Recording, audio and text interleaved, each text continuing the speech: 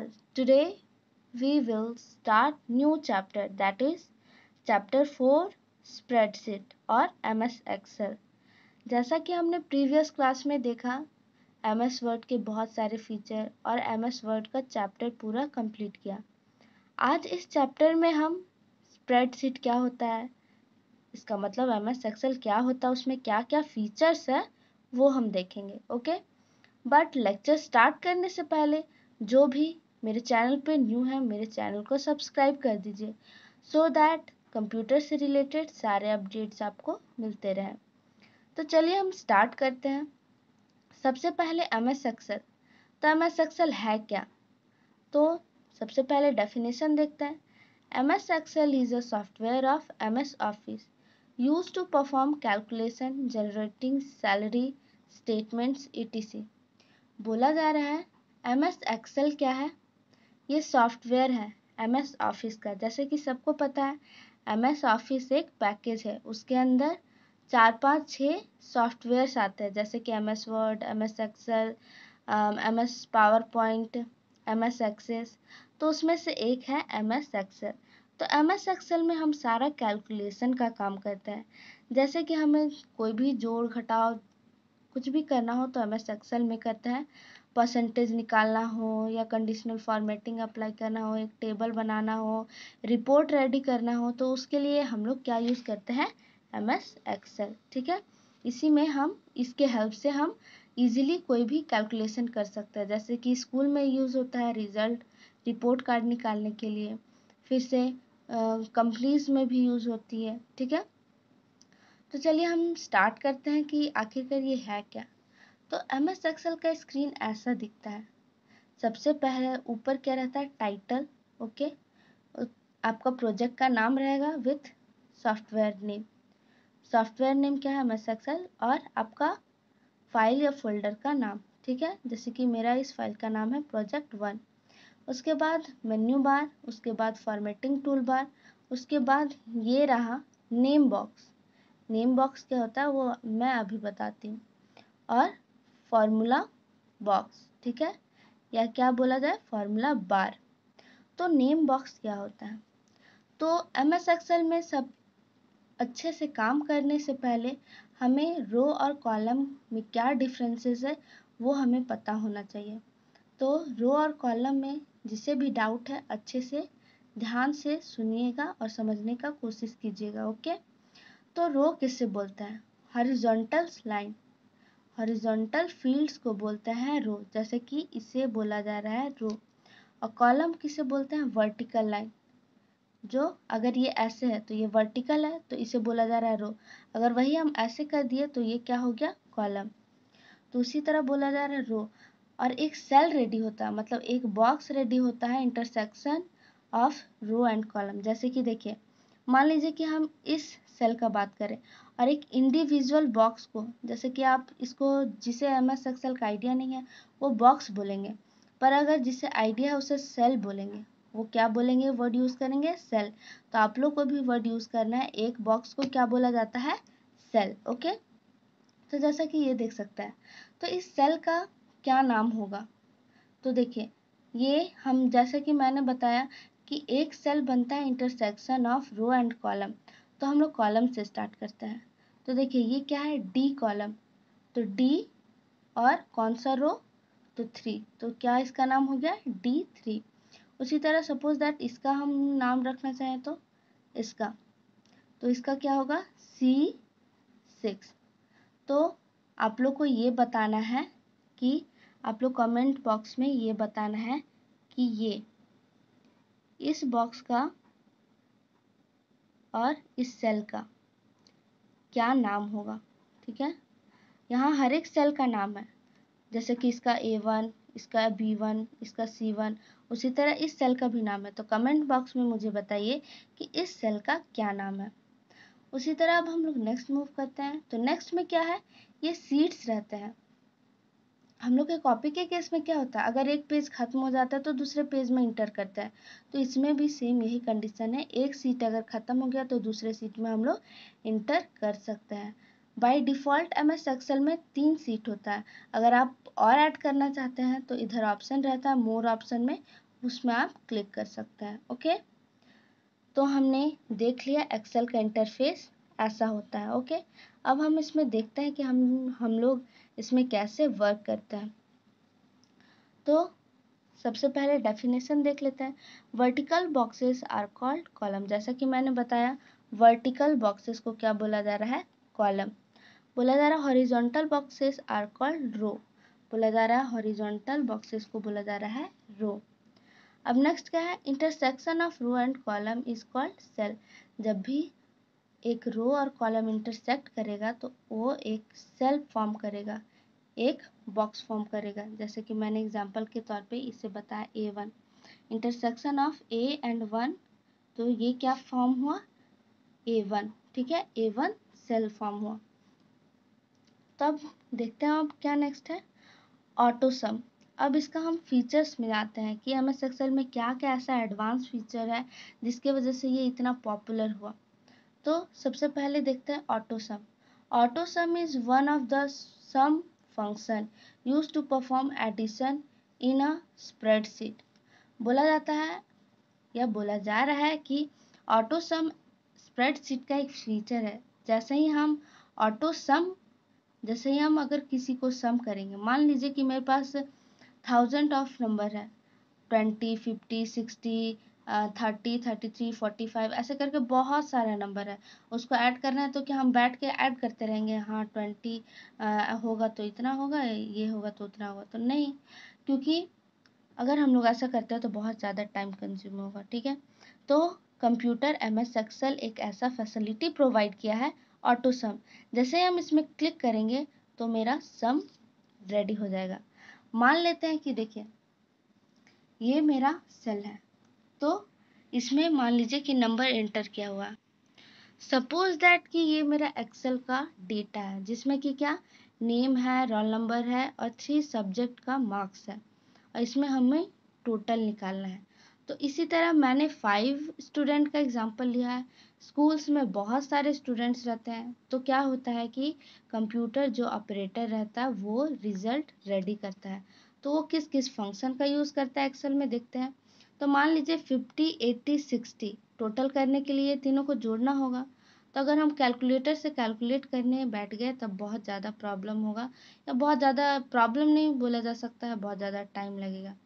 तो इसका ऑप्शन है, क्या है कंप्यूटर में, कि सबसे पहले इस नंबर को सेलेक्ट करना है, इतने नंबर को सेलेक्ट करना है। जैसे ही हम सेलेक्ट किए, ठीक है, या सेलेक्ट नहीं करना है, आप ये भी कर सकते हैं कि यहाँ डायरेक्ट फॉर्मूला डाल सकते हैं।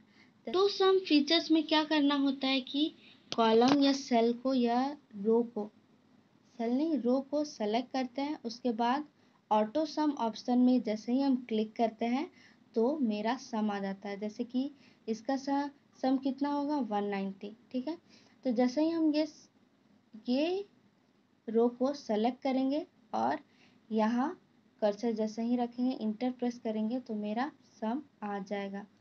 जैसा कि आपको कंप्यूटर में आप देख सकते हैं ऑटो सम का साइन ऐसा होता है। तो ये इंसर्ट मेन्यू में मिलता है। तो जैसे ही हम क्लिक करेंगे ऑटो सम ऑप्शन में तो ये ऑटोमेटिक जोड़ के यहाँ आ जाएगा। तो हम लोग क्या करते हैं कि प्रैक्टिकल में भी देख लेते हैं, पर उससे पहले हम कुछ और जानना हमें ज़रूरी है। क्या ज़रूरी है कि हम लोग हमेशा अगर सम करना चाहते हैं तो कंसेक्यूटिव नंबर्स होना चाहिए या सेल होना चाहिए। मतलब कि अगर ये है तो इसके बाद ये, इसके बाद अगर मान लीजिए कि ये ऐड करना चाह रहे हैं उसके बाद ये, ऐसा नहीं होता है इसमें। कंसेक्यूटिव लगातार नंबर को आप ऐड कर सकते हैं, जैसे 50, 80, 60 को ऐड कर सकते हैं, 80, 90, 70 इसको ऐड कर सकते हैं। और ये भी है कि एक इंडिविजुअल सेल को आप ऐड नहीं कर सकते हैं एक्सेल में। ठीक है, अगर आपको ऐड करना है तो एक रो को सेलेक्ट कीजिए, एक कॉलम को सेलेक्ट कीजिए। ठीक है, तो चलिए हम लोग प्रैक्टिकल से समझ लेते हैं, उससे और भी क्लियर होगा। ओके, एक्सेल में सबसे पहले ऑटो सम अप्लाई करने के लिए आप देख रहे हैं स्क्रीन में मैंने डेटा रेड करके रखा हुआ है कि नेम और मार्क्स है 4 सब्जेक्ट का। हम टोटल करेंगे तो टोटल कैसे ऑटो सम के हेल्प से करते हैं। तो उसके लिए क्या स्टेप है? तो सबसे पहले हमें क्या करना पड़ेगा, होम टैब में एडिट मेन्यू में आप देख रहे हैं ऑटो सम है, तो हमने जैसे ही क्लिक किया तो देख सकते हैं, और क्लिक करने के बाद जैसे ही हम इंटर क्लिक करेंगे तो मेरा वो रिज़ल्ट आ जाएगा, जैसे कि आप देख रहे हैं, और इसे ड्रैग करेंगे तो बाकी सब रिज़ल्ट भी आ जाएगा।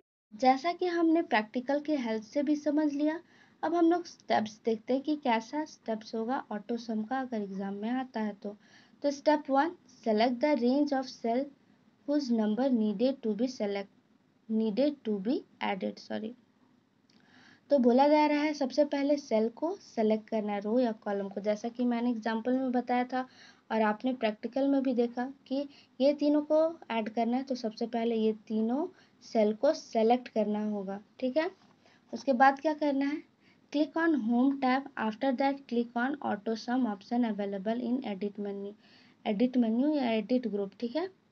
तो जैसे ही हम लोग होम टैब में क्लिक करते हैं तो ऑटो सम ऑप्शन अवेलेबल होगा, उसमें जैसे ही हम क्लिक करेंगे मेरा सम या रिजल्ट मिल जाएगा, जैसे कि ऑटो सम का ये सिंबल है, आपने प्रैक्टिकल में भी देखा, जैसे हम लोग ऑटो सम करेंगे यहाँ मेरा रिजल्ट आ जाएगा, ठीक है। तो अब हम लोग नेक्स्ट मूव करते हैं, दैट इज कंडीशनल फॉर्मेटिंग। ध्यान देना है MS वर्ड में भी फॉर्मेटिंग था और एक्सेल में भी फॉर्मेटिंग है, दोनों में डिफरेंस ये है कि एग्जाम में अगर आता है तो डॉक्यूमेंट फॉर्मेटिंग आता है तो MS वर्ड का फॉर्मेटिंग को एक्सप्लेन करना है। वैसे दोनों सिमिलर है, पर क्या होता है कि थोड़ा सा टर्म्स अलग यूज होता है। और अगर MS एक्सेल में अगर आता है तो कंडीशनल फॉर्मेटिंग क्वेश्चन में लिखा रहेगा, अगर डॉक्यूमेंट फॉर्मेटिंग रहेगा तो MS वर्ड वाला डेफिनेशन लिखना है, और कंडीशनल फॉर्मेटिंग रहेगा तो एक्सेल वाला। तो इसमें देखते हैं क्या, formatting a cell includes changing the content of the cell, that is alignment, font style, font size, border pattern etc, the content of a cell बोला जा रहा है। सेम वही है कि हम लोग MS वर्ड में क्या करते थे कि अपने डॉक्यूमेंट को डेकोरेट करते थे, इफेक्टिव शो करते थे, किसके हेल्प से, font style, font size, border, ये सब के हेल्प से। तो यहाँ हम लोग टेबल का बात करेंगे, अगर कोई सेल को या पूरे टेबल को आप डिज़ाइन करना चाहते हैं या स्टाइल ऐड करना चाहते हैं, फॉन्ट चेंज करना चाहते हैं, बॉर्डर चेंज करना चाहते हैं, तो ये सब सारा चीज़ क्या कहलाएगा, कंडीशनल फॉर्मेटिंग। जब भी हम लोग सेल का अपीयरेंस चेंज करते हैं, मतलब वो दिखने में थोड़ा सा भी चेंजेस आता है उसमें, तो उसे बोला जा रहा है कंडीशनल फॉर्मेटिंग। तो हम लोग प्रैक्टिकल में देख लेते हैं कंडीशनल फॉर्मेटिंग हम लोग कैसे कैसे अप्लाई कर सकते हैं, ठीक है। उसके बाद हम लोग स्टेप देखेंगे। कंडीशनल फॉर्मेटिंग अप्लाई करने के लिए सबसे पहले मैंने वर्कशीट में ये डेटा रेडी करके रखा है, तो इसे अप्लाई करने के लिए सबसे पहला स्टेप क्या है कि सबसे पहले सेलेक्ट करना है। पर हमेशा याद रखना है कंडीशनल फॉर्मेटिंग और डॉक्यूमेंट फॉर्मेटिंग में एग्ज़ाम में अगर आता है तो कंफ्यूज नहीं होना है। तो हम लोग स्टार्ट करते हैं, सबसे पहले सेलेक्ट करते हैं, सेलेक्ट किया उसके बाद कंडीशनल फॉर्मेटिंग में जब हम लोग क्लिक करते हैं तो आप देख रहे हैं सब मेन्यू अपीयर हुआ, हाईलाइट कॉलम या सेल में हम क्लिक किए तो ग्रेटर देन का ऑप्शन है, तो जैसे हम उसमें क्लिक करेंगे पॉपअप बॉक्स आएगा, तो उसमें रेंज पूछ रहा है कि आप किस किस रेंज से ऊपर का डेटा को फॉर्मेट करना चाहते हैं। तो मान लीजिए कि 4000 मैंने कर दिया कि 4000 से ऊपर जो भी डेटा है उससे मैं फॉर्मेट करना चाहती हूँ। तो जैसे ही हम और कलर भी चेंज कर सकते हैं, देख सकते हैं कि पहले रेड था अब मेरा ग्रीन हो गया है, तो मेरा जो 4000 से ऊपर का सैलरी है जिसका वो ग्रीन में शो कर रहा है, ठीक है, आप जैसे कि देख सकते हैं। तो ऐसे हम लोग फॉर्मेटिंग अप्लाई करते हैं MS एक्सेल में। तो और भी देखते हैं कि क्या क्या और कंडीशनल फॉर्मेटिंग अप्लाई कर सकते हैं, तो उसके लिए पहले सेलेक्ट करना पड़ेगा, फिर से कंडीशनल फॉर्मेटिंग जैसे ही क्लिक करेंगे तो आप देख रहे हैं बहुत सारा ऑप्शन है, तो एक दो हम करके देखते हैं। तो डेटा बार है, ये सब सेक्शन है, तो उस सब में हम क्लिक करके देखते हैं। तो मान लीजिए कि हम डेटा बार में क्लिक किए तो देख सकते हैं ये डेटा के फॉर्म में, जैसे हम लोग का क्या डेटा बार के फॉर्म में प्रेजेंट हो रहा है। और मान लीजिए कि हम लोग हाईलाइट के ऑप्शन में क्लिक किए तो देख रहे हैं कि इसका कलर चेंज हो रहा है टेबल का, और एरो भी हम लोग ऐड कर सकते हैं, सिंबल देख रहे हैं जैसे कि। तो ये सब सारा कंडीशनल फॉर्मेटिंग में हम लोग का आता है। तो इसके हेल्प से हम लोग अपना टेबल्स को डेकोरेट कर सकते हैं, ठीक है, उसका अपीयरेंस चेंज कर सकते हैं। तो हमने प्रैक्टिकल में भी देख लिया, अब हम स्टेप देखते हैं। सबसे पहला स्टेप क्या है? Select the desired cell for the conditional formatting. बोला जा रहा है इसमें एक सेल को भी आप डिज़ाइन कर सकते हैं या उसका स्टाइल कलर चेंज कर सकते हैं या पूरा टेबल का। तो सबसे पहले सेलेक्ट करना है, फिर सेकंड में from the home tab click the conditional formatting command. बोला जा रहा है जैसे ही हम होम टैब में क्लिक करेंगे, कंडीशनल फॉर्मेटिंग करके एक ऑप्शन अवेलेबल रहेगा, उसमें हम जैसे ही क्लिक करेंगे तो क्या होगा देखिए, सब मेन्यू अपीयर्स होगा। उसमें से आपको फॉर्मेटिंग चूज करना है। आपको अगर फॉन्ट स्टाइल चेंज करना है तो फॉन्ट स्टाइल चेंज कर सकते हैं, फॉन्ट साइज चेंज करना है तो फॉन्ट साइज चेंज कर सकते हैं, अगर टेक्स्ट का कलर चेंज करना चाहते हैं तो वो भी कर सकते हैं, या टेबल को पूरा चेंज करना चाहते हैं, टेबल का पूरा स्टाइल को चेंज करना चाहते हैं तो वो भी कर सकते हैं, जैसा कि हमने प्रैक्टिकल में देखा। ओके, तो आई होप ये समझ में आ गया होगा। अब हम लोग देखते हैं hiding column. By using hide option we can hide our Excel sheet और कंटेंट ऑफ डेटा। बोला जा रहा है हाइडिंग ऑफ कॉलम, ये फीचर एमएस एक्सेल प्रोवाइड करता है। मान लीजिए कि आपने बहुत मेहनत से कोई डेटा बनाया और अगर कोई पर्सन उसे चुरा ले और पहले प्रेजेंटेशन दिखा दे तो आपको बहुत बुरा लगेगा। तो एमएस एक्सेल एक सिक्योरिटी प्रोवाइड किया हाइड का। जैसे ही आप उस सेल को या टेबल को हाइड करेंगे वो विजिबल नहीं होगा, नहीं दिखेगा। तो इसे कैसे हाइड किया जाता है वो भी स्टेप देखेंगे, पर उससे पहले हम लोग देख लेते हैं अनहाइड किसे बोलता है। अनहाइड नॉर्मली वही कि मान लीजिए कि हम लोग वर्क कर रहे हैं और हमें उस कॉलम को वापस लाना है तो हम लोग अनहाइड ऑप्शन का यूज़ करते हैं। मान लीजिए कि इसमें जैसा कि आप देख रहे हैं सी कॉलम, इसमें भी देख सकते हैं सी कॉलम है या एफ कॉलम, टोटल हमको हाइड करना है, कोई ना देख पाए। तो सबसे पहले इसे सेलेक्ट करना है इस कॉलम को, उसके बाद राइट क्लिक करेंगे और हम लोग का हाइड ऑप्शन आएगा तो ये हाइड हो जाएगा। उसी तरह अनहाइड मतलब इसे वापस लाना है, वापस विजिबल हो, ठीक है, अच्छे से काम करने के लिए। तो हम लोग क्या करेंगे, ये दोनों मतलब ये सेल को सेलेक्ट करेंगे, उसका एडजेसेंट सेल को सेलेक्ट किया जाता है। मान लीजिए कि अगर ये हाइड किया तो ये दोनों सेल को सेलेक्ट करेंगे, ये नहीं दिखेगा, ये दोनों को सेलेक्ट कर देंगे। तो जैसे कि हम लोग प्रैक्टिकल में देखेंगे और क्लियर होगा।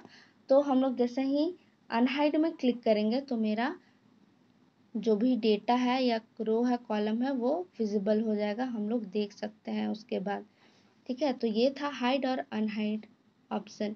तो हम लोग प्रैक्टिकल में भी देख लेते हैं कि कैसा ये वर्क करता है। हाइड और अनहाइड करने के लिए सबसे पहले हमें क्या करना पड़ेगा कि उस कॉलम को सेलेक्ट करना पड़ेगा। आप जैसे देख सकते हैं मैंने 4 कॉलम को सेलेक्ट किया, राइट क्लिक किया और हाइड में क्लिक किया तो ये हाइड हो गया। अब अगर अनहाइड करना है तो क्या करना है, देख रहे हैं एफ के बाद के नहीं आता है तो उसके बीच कुछ डेटा हाइड है, तो हमें एफ और के दोनों को सेलेक्ट करना है, दोनों कॉलम को। जैसे ही हम अनहाइड में क्लिक करेंगे मेरा डेटा अनहाइड हो। जैसा कि हमने प्रैक्टिकल में देख लिया, अब हम लोग क्या करते हैं कि स्टेप्स देखते हैं क्या क्या स्टेप्स है। तो step 1, select a column that you want to hide. पहले क्या करना है, कॉलम या रो सेलेक्ट करना है, right click and then click hide. Right click करना है, उसके बाद हाइड ऑप्शन में क्लिक करना है। तो जैसे ही आप हाइड ऑप्शन में क्लिक करेंगे वो कॉलम आपको विजिबल नहीं होगा, नहीं दिखेगा।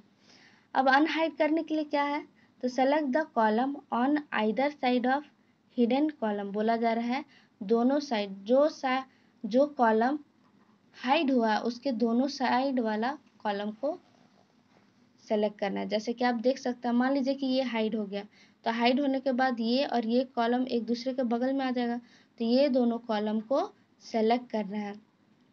ठीक है, उसके बाद राइट क्लिक करना है, उसके बाद अनहाइड में क्लिक करेंगे तो ये डी मेरा आ जाएगा, जैसे कि आपने प्रैक्टिकल में देखा। तो सेकंड स्टेप क्या है, right click and the and then click unhide. Okay, and then जैसे ही अनहाइड में हम लोग क्लिक करेंगे तो क्या होगा, मेरा पिक्चर फिर से वापस आ जाएगा। तो हमने हाइड एंड हाइट दोनों देख लिया और हमने प्रैक्टिकल भी देख लिया। तो हमने आज एक दो टर्म्स कवर किए जो कि एग्जाम में आता है, कंडीशनल फॉर्मेटिंग मेनली आता है। Okay, so now we will end this session. If you have any doubt, then ask me in comment section, and don't forget like, share and subscribe. If you want today's note, then link is available in description box. Thank you for watching.